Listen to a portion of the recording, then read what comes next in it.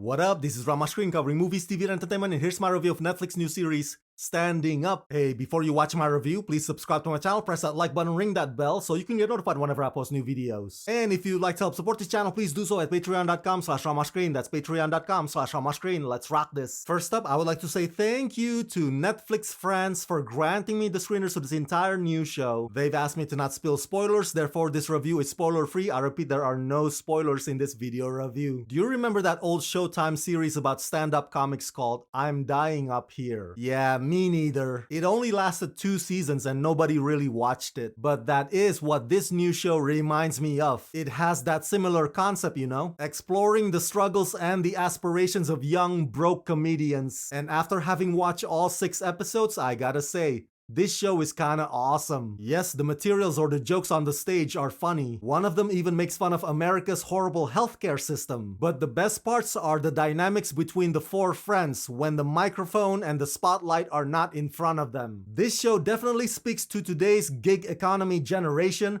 waiting for their big break that may or may never come. Standing Up is both poignant and enthralling. In Standing Up, Aissatou, Nazir, Apolline, and Bling are 4 young stand-up artists who meet every day at a Parisian comedy club Funny, where they come to practice their art, making people laugh.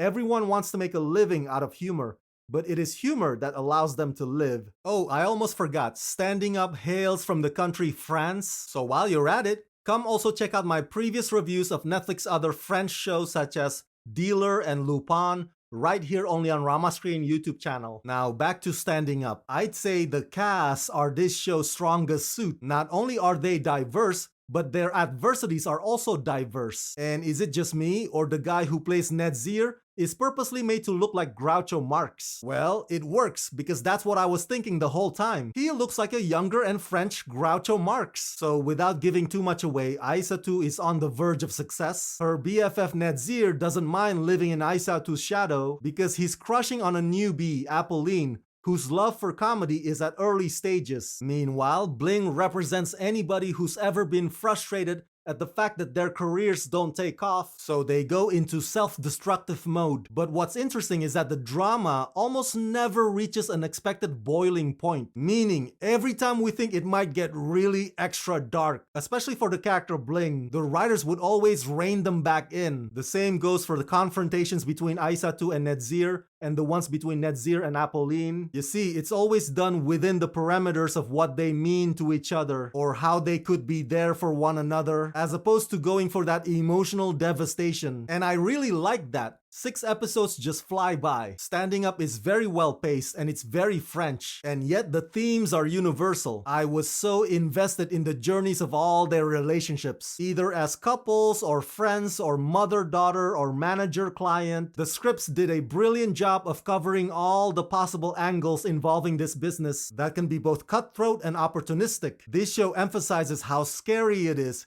to leave something steady behind to go after your dreams. So what would you be willing to sacrifice for that big shot at stardom? Do you give in to defeat and naysayers? Or do you keep trucking and owning your skills? These are the questions and more that make Standing Up such a compelling, absorbing dramedy.